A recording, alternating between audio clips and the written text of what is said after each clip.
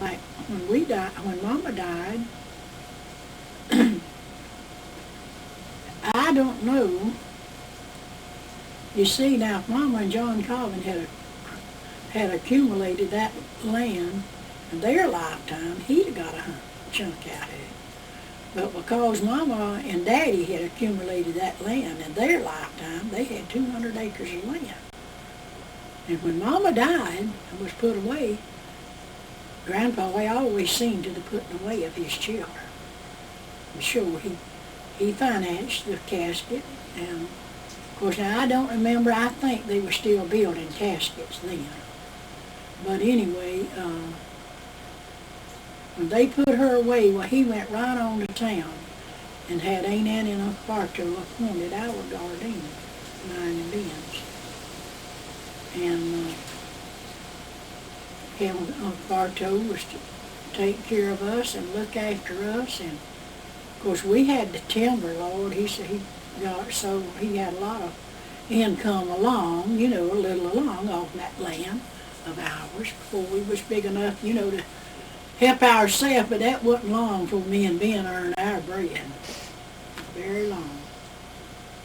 I was just big enough to sit in a straight chair in Rochester whenever we didn't have a rocking chair to start with. We had us rock him in a straight chair. And I was just big enough, and then set me close enough to where I wouldn't turn over.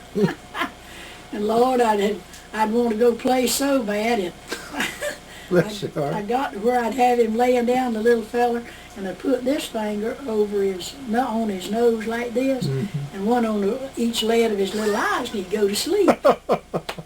And you were what, 6 years old maybe, or 7? They changed school age, Gregory, at that time from 7 to 6. And I was going to have to start to school. That Mama died in December. Of course, now she was taken sick, about 7 or 8 weeks before she died, maybe 9 or 10. I don't remember exactly how many weeks. But she was taken sick, and I was supposed, though, to have started to school the following term when she died and was buried. She's buried on my birthday. So I was 6 years old when she was put away. But I would have had to started to school the following term, and she done said that she hoped she never did live to see her baby have to go off to school and leave her. So she did. She did? She did. What? She didn't realize what she was saying. Yeah, you don't say stuff like that. I know she didn't, because you see, when you speak these things, a lot of times you speak them in existence when you're not even realizing. What'd she die from? Black pneumonia. She was sick. Because that affects your mind and your whole body. She was in a bad shape. She was so sick, she took me one night. The woods had been a-burning last long in spring of the year. About January, February, they burned the woods. And the woods had been a-burning, and she was so sick. She got up, she took me by the hand, and slipped off and left the house, left John and Ben, because they was asleep. And she took me and she went out through the woods. And every time I fell in a stump hole or two, so I wonder I hadn't fell in one that was on fire and it burnt me up bad. But you see, the good Lord was looking at her. But she wouldn't leave me. She pulled me out every time I fell in a stump hole. And she didn't move him. She had mine there. And when he woke up and she was gone, he got out to hunt her, and he found her. And he stopped her, wouldn't let her go. She was going to Bartow's, was where she was going. And we was living over there, where Dylan Peacock lives? You don't know where Dylan Peacock lives? Back in there by Joe and Willie's old place? Not by his name, I know of him, but I don't know where he lives. I mean, I might know what else is near. Actually, you go out there by Florines and go out that road around, that crooked road around. I haven't been up there in years. That tree, the house back up there kind of under the trees, and you just pass the field. I'll have to drive back up there now and see it. Couldn't remember. Well, anyway, that's where we was living, out in front of there in a little old bitty house. 2-pen house, made out of lumber. covered with top boards. Hmm. But Something. I've been through a lot of places in life, but the Lord has brought me through it all. Wasn't it your Uncle Bartow that you had said that saw his death written in the ground? How did that story go? I remember. He was over there somewhere about Juni's and Josie's, about the old loaf field. And he was a lane. You went down a lane. There was a field on each side. There was fences on each side. And he was walking. It was at night. And he said he looked down ahead of him, and there was a place on the ground. And it had it was a bright light, just as bright. You could see the ground just as good. And said there was a number, a figure, a date wrote down in that sand.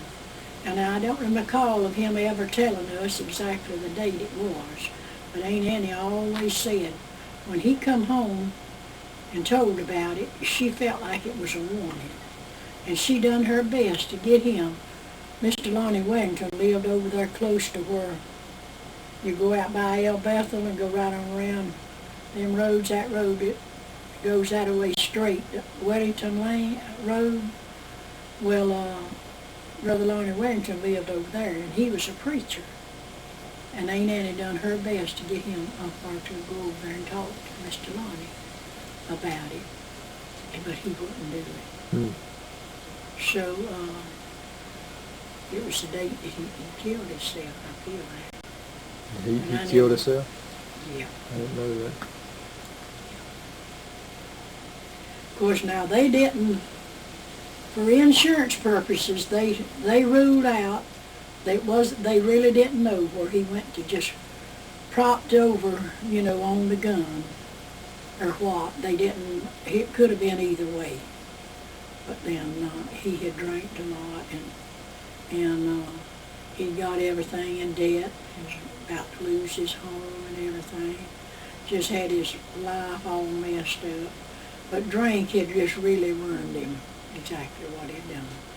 And every time he was so soft-hearted, a man would come to him and tell him, Bartow, my little old young ones, they's barefooted and they's without this and without, and to tell their Uncle Bartow to give him what he had, he probably didn't have but $10, he'd give it to him. People learned him like that he was a soft, giving-hearted person. And then certain bunch of them, men would gather up there and help him drink out all the money he could get a hold of you about. And they seemed to know about when that time come, that he'd have some money. And he was just weak in that. He never did come to the Lord, and so the devil destroyed him. Mm-hmm. That's sad. And something like that could control you to that point. I think that was about as hard a funeral as I ever stood over in my life, to stand over that grave and know that there was a great possibility that there was no hope. No hope. Because when that trigger was pulled, he wasn't even able to say, Lord, have mercy. But he come up here, though, on the weekend. He got Cecil to bring him up. Uncle B had an old car. And Uncle B let Cecil have it to do anything for the family, he could do. And it was Sunday morning, Uncle B let Cecil take the car and come up here and get me and Robert and the children. And Robert we had ordered him a gun, and he had a gun, and he went off out in the woods hunting. And when Uncle Bartow and Cecil come, see, we was living out in the old house. Didn't even have a glass window in it, just wood shutters. But we was happy in it. And he come, and Robert was off hunting, but I think we blowed the horn or maybe hollered or something for him. And he come on to the house, and I laid Nedio and Nellie's clothes out, and Uncle Bartow helped them put them on. Them little girls running around, getting them ready. And he put one of them's on backwards, I think. And going down there that morning, though, he got in the back seat, and then both of them he had dressed. He had one in his lap, I think. I don't know, might have had one under each arm, but I know that one of his arms was around one of them, you know. He had two of them if he didn't have three of them. Could have had Johnny Lee, Nellie, and Nettie L, really, because they were probably about that age. And but on the way down there, the Lord just impressed me, because I sat in the front seat with Roe and Cecil.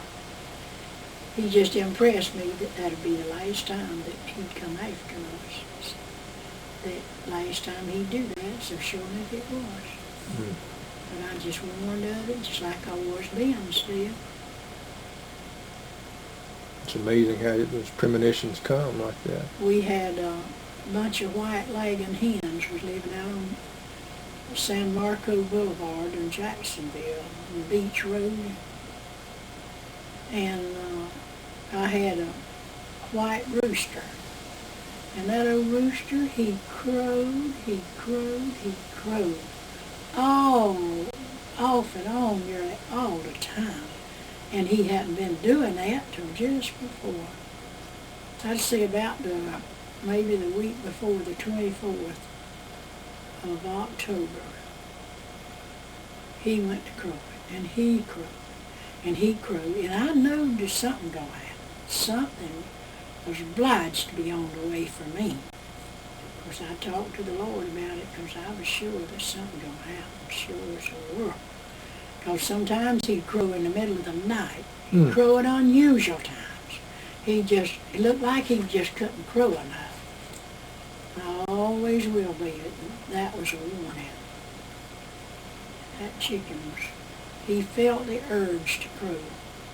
And he crowed. He screamed and he screamed. Off and on through the day and the night. That's interesting.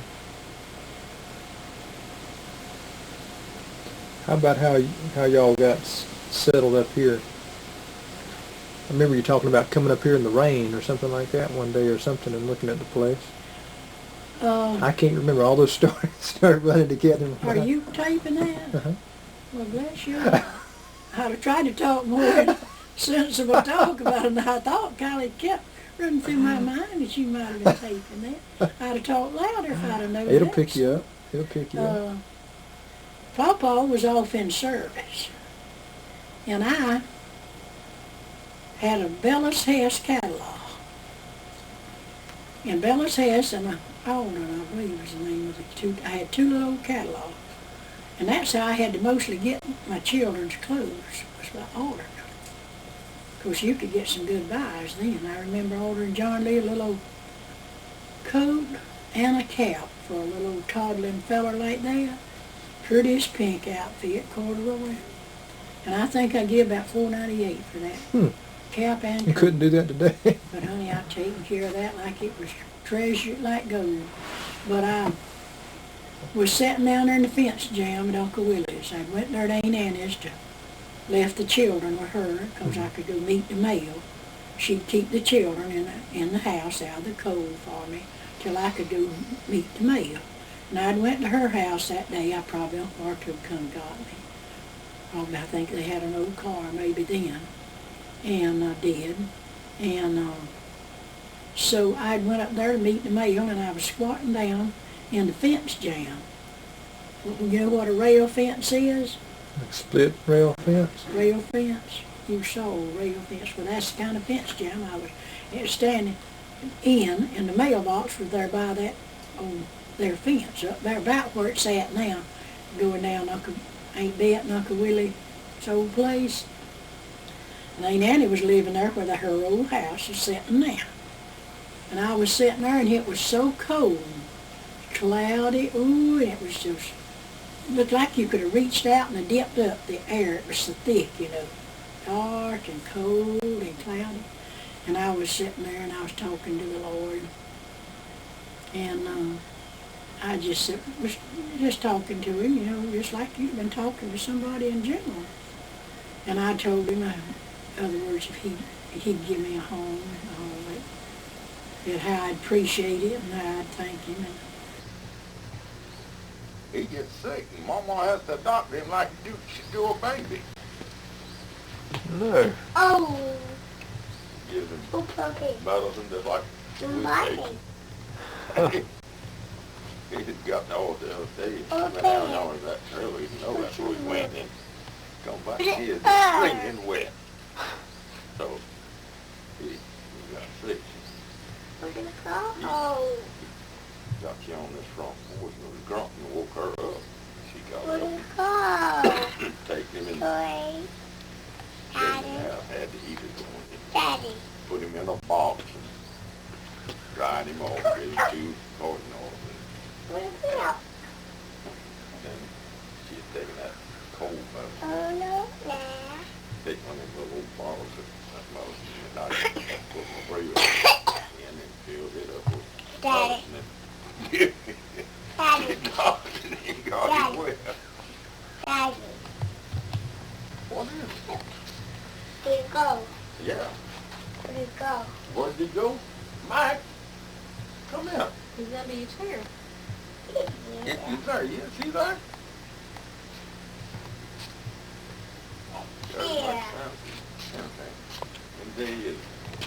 Come on, Barbara, try to talk to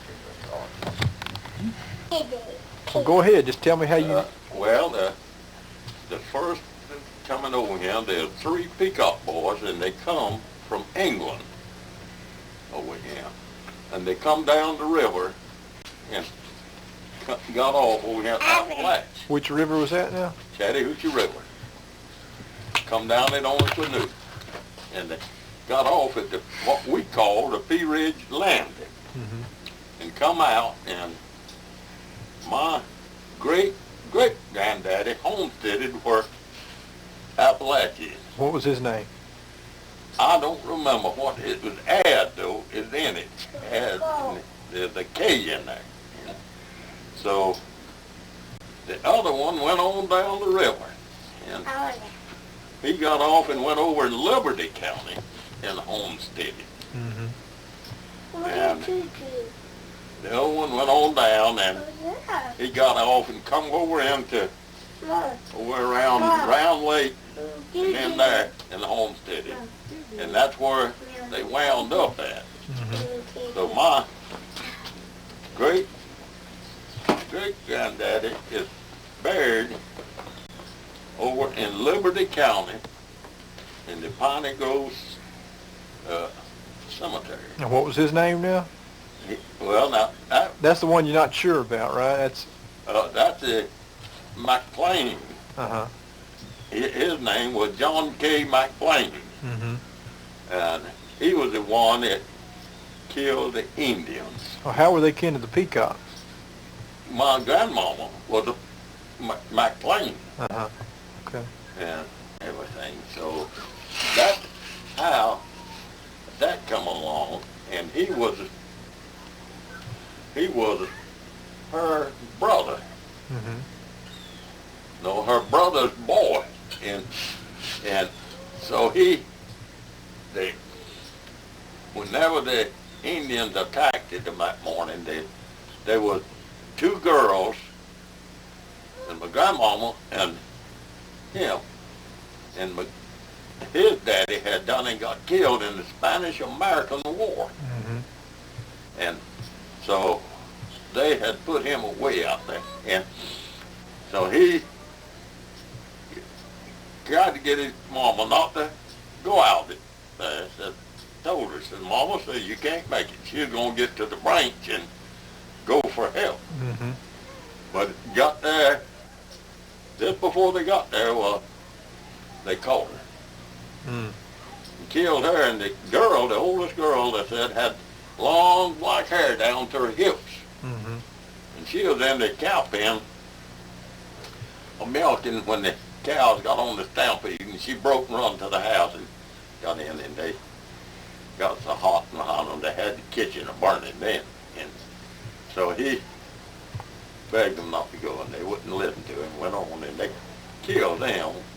And they scalped her, and they run and jumped on them and done the Indian dance on them, the bodies. So his stepdaddy had went to Quincy to get supplies. And he come in, and he had done and shot the old chief and killed him. Hmm. He was out there, and he had a torch in his hand, and he going from tree to tree. And they had a picket fence around the yard. You ride out them days and had it pointed like that, and the gate was out of it. And as he raised to jump that gate, he shot him and hit him in the stomach. And he hung on that gate. How about that? And they come and got him and carried him off. And so when his stepdaddy come in on the horse, it was a blind horse. He told him, he said, now him, said, you take the horse, the shot bag and the gun, and you go to Quincy and get help. He done it, and he told him, he says, ain't no way you can do nothing to Mom and them now. He says, I'm going to get out there and break some boughs and put over their bodies. So he got on this old blind horse,